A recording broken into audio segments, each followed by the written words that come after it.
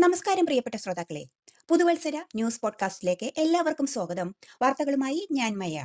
ആദ്യമായി പ്രധാന ഓസ്ട്രേലിയൻ പ്രാദേശിക വാർത്തകൾ.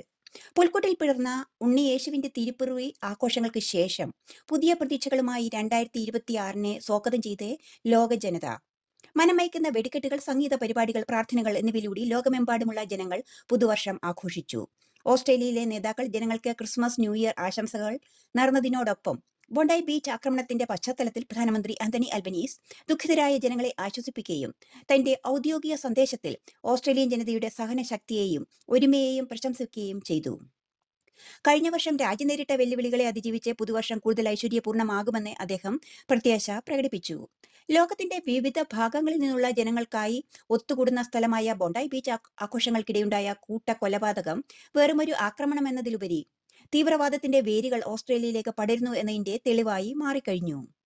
ഭീകരാക്രമണ ഭീഷണിയുടെ പശ്ചാത്തലത്തിൽ പുതുവത്സര ആഘോഷങ്ങൾക്ക് കനത്ത സുരക്ഷയാണ് രാജ്യത്തെ ഒരുക്കിയിരുന്നത്.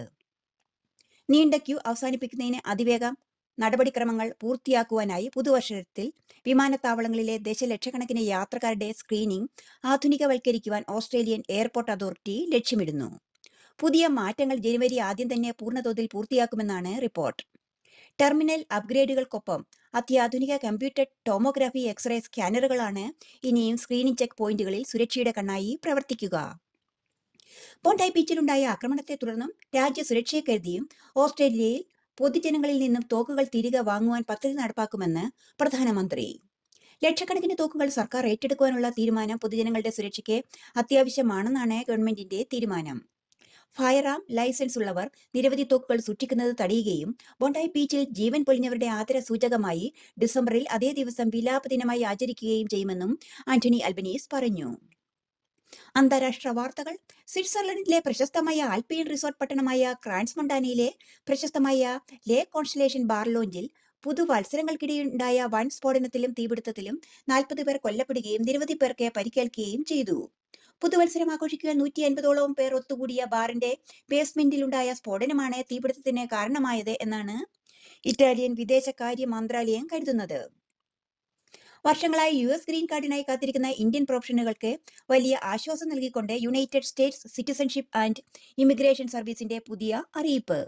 2026 ജനുവരിയിലെ വിസ ബുള്ളറ്റിൻ പ്രകാരം വിവിധ തൊഴിലധിഷ്ഠിത വിഭാഗങ്ങളിൽ മുൻഗണനാ തീയതികളിൽ വലിയ മുന്നേറ്റമാണ് രേഖപ്പെടുത്തിയിരിക്കുന്നത്. പ്രത്യേകിച്ചും EB1, EB5 വിഭാഗങ്ങളിൽ അപേക്ഷിക്കുന്ന ഇന്ത്യക്കാർക്ക് ഈ നീക്കം വലിയ ഗുണം ചെയ്യും. ഫൈനൽ ആക്ഷൻ ഡേറ്റ് ചാർട്ട് അല്ലെങ്കിൽ ഡേറ്റ് ഫോർ ഫയലിംഗ് ചാർട്ട് എന്നിവയിൽ ഏത് വേണമെങ്കിലും സ്ഥിരതാമസത്തിനുള്ള അപേക്ഷ സമർപ്പിക്കുവാൻ ഉപയോഗിക്കാമെന്ന് യുണൈറ്റഡ് സ്റ്റേറ്റ് ഇമിഗ്രേഷൻ സർവീസ് വ്യക്തമാക്കിയിട്ടുണ്ട്.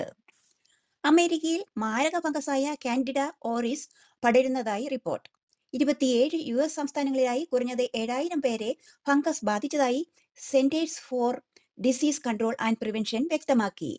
ശനിയാഴ്ച പുലർച്ചെ വെനിസുലയിൽ നടന്ന വലിയ തോതിലുള്ള US സൈനിക ആക്രമണത്തിൽ സിവിലിയന്മാരും സൈനികരും ഉൾപ്പെടെ കുറഞ്ഞത് 40 പേർ കൊല്ലപ്പെട്ടു. വെനിസുലൻ പ്രസിഡന്റ് നിക്കോൾസ് മജുറോയെ പിടികൂടുന്നതിലേക്ക് നയിച്ച നാടകീയ ഓപ്പറേഷന്റെ ഭാഗമായിരുന്നു ഈ ആക്രമണം. അമേരിക്കൻ സൈന്യം മജുറോയും ഭാര്യ സിലിയ ഫ്ലോറൻസിനെയും പിടികൂടി രാജ്യത്ത് നിന്നും നീക്കം ചെയ്തതായി US പ്രസിഡന്റ് ഡൊണാൾഡ് ട്രംപ് സ്ഥിരീകരിച്ചു. ഒരു പരമാധികാര രാഷ്ട്രത്തിനെതിരെയുള്ള ഏകപക്ഷീയമായ ഈ ആക്രമണം നിയമലംഘനവും എണ്ണഖനികളും സ്വർണ്ണഖനികളും നോട്ടമിട്ടിട്ടുള്ളതായി ആണ് ലോകം വിലയിരുത്തുന്നത്. ഇന്ത്യൻ കേന്ദ്രതല വാർത്തകൾ.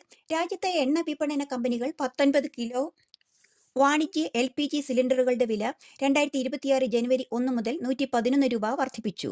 എന്നാൽ 14 കിലോ ഗാർഹിക LPG ഗ്യാസ് സിലിണ്ടറുകളുടെ വിലയിൽ മാറ്റമൊന്നും ഉണ്ടായിട്ടില്ല.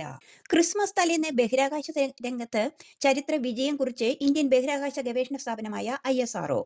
ഇന്ത്യയുടെ മണ്ണിൽ നിന്നും വിക്ഷേപിക്കുന്ന ഏറ്റവും ഭാരമേറിയ വിദേശ ഉപഗ്രഹമായ 640 ടൺ ഭാരമുള്ള ബാഹുബലി എന്ന് വിശേഷിപ്പിക്കുന്ന റോക്കറ്റ് ശ്രീഹരിക്കോട്ടയിലെ സതീഷ് ധവാൻ സ്പേസ് സെന്ററിലെ 2ാം വിക്ഷേപണത്തറയിൽ നിന്നും കൃത്യമായ ഭ്രമണപഥത്തിൽ എത്തിച്ചാണ് ISRO ഈ ക്രിസ്മസ് കാലം അവിസ്മരണീയമാക്കിയത്.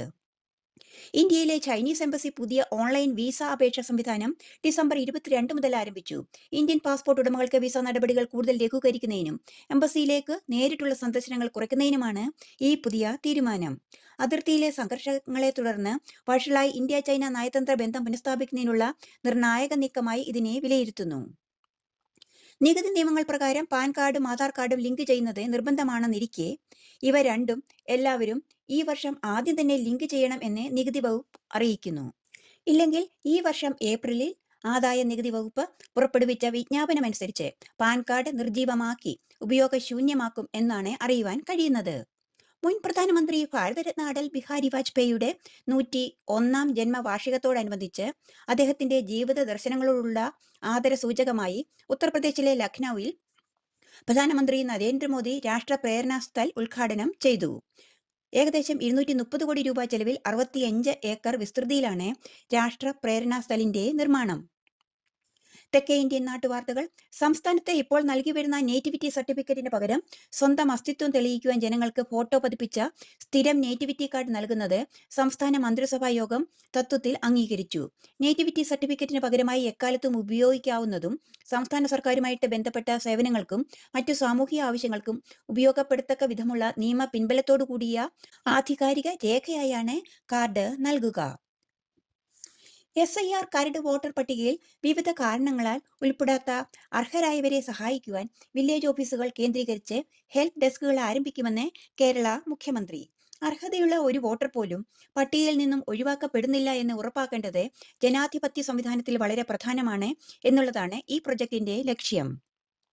അന്തരിച്ച നടനും സംവിധായകനുമായ ശ്രീനിവാസന്റെ സംസ്കാര ചടങ്ങുകൾ തൃപ്പൂണിത്തുറ ഉദയംപേരൂരിലുള്ള കണ്ടനാട്ടെ വീട്ടുവളപ്പിൽ പൂർണ്ണ ഔദ്യോഗിക ബഹുമതികളോടെ നടന്നു. ടൗൺ ഹാളിലും വീട്ടിലുമായി പൊതുദർശനത്തിന് വെച്ച മൃതദേഹത്തിന്റെ അന്ത്യാഞ്ജലി അർപ്പിക്കുവാൻ മമ്മൂട്ടി, മോഹൻലാലും അടക്കമുള്ള സമൂഹത്തിന്റെ നാനാ തുറകളിൽ നിന്നുള്ള നിരവധി പേരാണ് എത്തിച്ചേർന്നത്. കായിക വാർത്തകൾ. 2026ലേക്ക് കലണ്ടർ മാറുമ്പോൾ ഇന്ത്യൻ ക്രിക്കറ്റ് ഒരു നിർണായക ഘട്ടത്തിലേക്കെത്തുന്നു എന്ന് വിലയിരുത്തൽ. പുരുഷ T20 ലോകകപ്പ് കിരീട പ്രതിരോധം മുതൽ ലോക ചാമ്പ്യന്മാരായ വനിതാ ടീമിന്റെ നിർണായക സീസണും അണ്ടർ 19 തലത്തിൽ പുതിയ പ്രതിഭകളുടെ കളിയും നടക്കും. ഫെബ്രുവരി 7 മുതൽ മാർച്ച് 8 വരെ ഇന്ത്യയും ശ്രീലങ്കയും സംയുക്തമായി ആതിഥേയത്വം വഹിക്കുന്ന 2026ലെ T20 ലോകകപ്പിന്റെ ആദ്യ ഘട്ടത്തിൽ USA, നമീബിയ, പാകിസ്ഥാൻ, നെതർലാൻഡ്സ് എന്നിവർക്കെതിരെ ഗ്രൂപ്പ് മത്സരങ്ങൾ നടക്കും. ഒരു ദശാബ്ദത്തിലേറെയായി ഉയർന്ന വിവിധ തലത്തിൽ പ്രവർത്തിക്കുന്ന കായികാഭ്യാസികൾ വിരമിക്കുവാൻ തയ്യാറെടുക്കുന്നു. 2026ൽ ദീർഘകാലമായി സേവനമനുഷ്ഠിക്കുന്ന നിരവധി വ്യക്തികൾക്കൊപ്പം ഓസീസിന്റെ വിശ്വസ്ത ഓപ്പണറായ ഉസ്മാൻ ഖോജിയാണ് തന്റെ ക്രിക്കറ്റ് ജീവിതത്തിൽ നിന്നും ഈ വർഷം പാടൊഴിക്കുന്നത്. മെസ്സി മുതൽ ധോണി വരെ 2026ൽ തങ്ങളുടെ കായിക ജീവിതത്തിൽ നിന്നും വിരമിക്കുവാൻ സാധ്യതയുള്ളതായി ആണ് മീഡിയകൾ സൂചിപ്പിക്കുന്നത്. നിങ്ങൾ ഇപ്പോൾ കേട്ടത് 2026ലെ ആദ്യ മലയാളം ന്യൂസ് പോഡ്കാസ്റ്റ്. വാർത്തകൾ എഴുതി വായിച്ചത് ഓസ്ട്രേലിയയിൽ നിന്നും മയ. പുതുവത്സര ആശംസകളോടെ നമസ്കാരം.